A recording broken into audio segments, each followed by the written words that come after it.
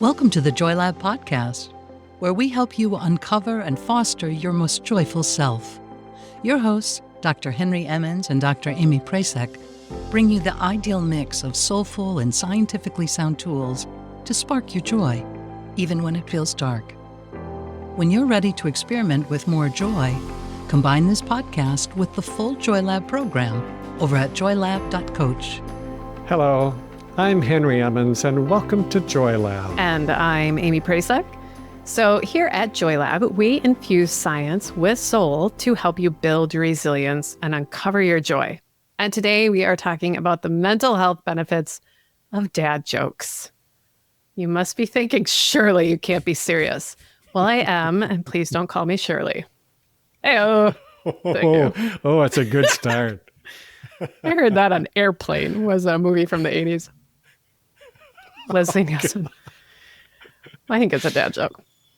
All right. So yeah, we are serious. So I'm going to start by reading a fantastic article from a humor researcher, Marc Hye-Knudsen. This was on the British Psychological Society's journal or website. So he wrote about the pedagogical or teaching value of dad jokes. Here it is. By teasingly striking at their children's egos and emotions without teetering over into bullying, fathers build their children's resilience and train them to withstand minor attacks and bouts of negative emotion without getting worked up or acting out, teaching them impulse control and emotional regulation. In light of this, it is worth considering dad jokes as a pedagogical tool that may serve a beneficial function for the very children who roll their eyes at them.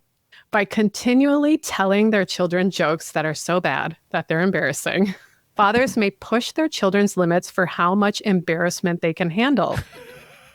This is brilliant. He continues. They show their children that embarrassment isn't fatal. I love that.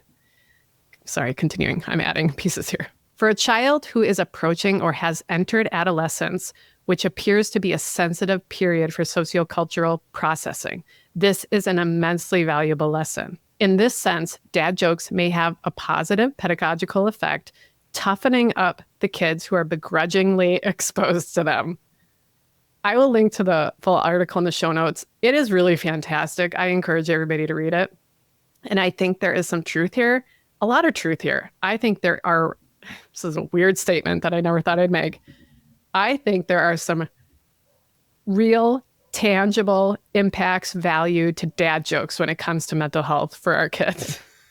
Wow. Every dad is like, I told you so. Oh my gosh. Wow. That researcher is very good at positive spin. Yeah. It makes it seem like dads who tell bad puns are actually very clever tricksters. They planned this all along. It's just a way to help their kids grow to become more resilient adults. Brilliant dads. I think it might be giving us too much credit, but I like it. There's also something just kind of wholesome and innocent about it. I think, too, that in a weird sort of way, it demonstrates really good self-esteem on the part of the dads.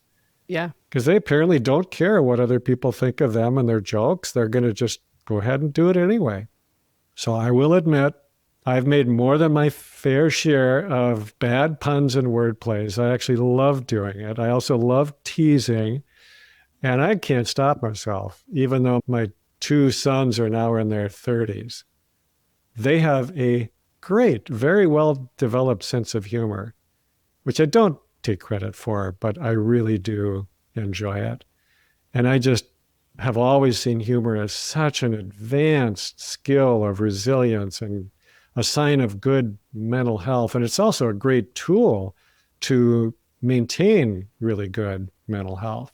Yeah, I think this is a testament to how humor and resilience and healing are related. Just like you said, we really are a silly species. And we connect through humor by sharing our embarrassing moments and not taking ourselves too seriously.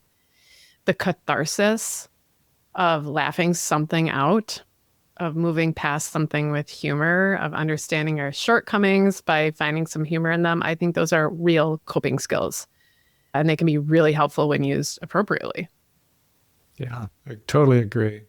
So I had an opportunity just this weekend to practice a little bit of this. Our son and daughter-in-law and their two little ones spent the weekend with us. These are really little ones. My high level of humor kind of just sails right over their heads. But I think we should probably share a couple of dad jokes. You okay with that? Absolutely.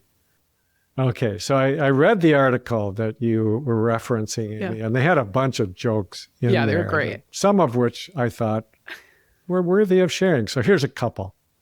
What did the drummer call his twin daughters? And a 1 and a 2. Hope everybody's laughing. Okay, and here's the second one. Then I will stop. To whoever stole my copy of Microsoft Office, I will find you. You have my word. Those of you who schedule sessions with Henry, he just tells puns and dad jokes the entire time. That's your philosophy of psychiatry, right? I love it. You could do worse. Right. Lord. I feel more resilient already after those jokes. Thank you, Henry. Welcome. And your self-esteem is shining. Oh. That was actually, that's true. in the article, that was another note. Self-esteem, it's sort of, you're able to tell those terrible jokes and just like get the eye rolls and whatever else without shifting or holding your resilience. So I challenge everyone listening today. Here is your mental health, as we do in the community, simple joy challenge. We can all do it. Look up a terrible, cheesy dad joke and tell it to somebody today. And tell it to somebody today who you wouldn't necessarily tell a terrible joke to. Like, catch them off guard. I hope you can all laugh a bit more today. It really is good for our mental health. We should do actually an episode on humor and laughter, because there is so much research to support mental health on how powerful laughter is and humor. To close, I want to share some wisdom from two of my favorite thinkers and creatives, Lily Tomlin and Jane Wagner. They wrote, "Instead of working for the survival of the fittest, we should be working for the survival of the wittiest. Then we can all die laughing."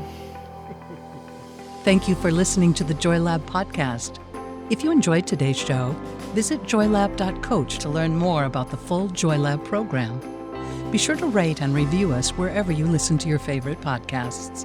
Please remember that this content is for informational and educational purposes only. It is not intended to provide medical advice and is not a replacement for advice and treatment from a medical professional.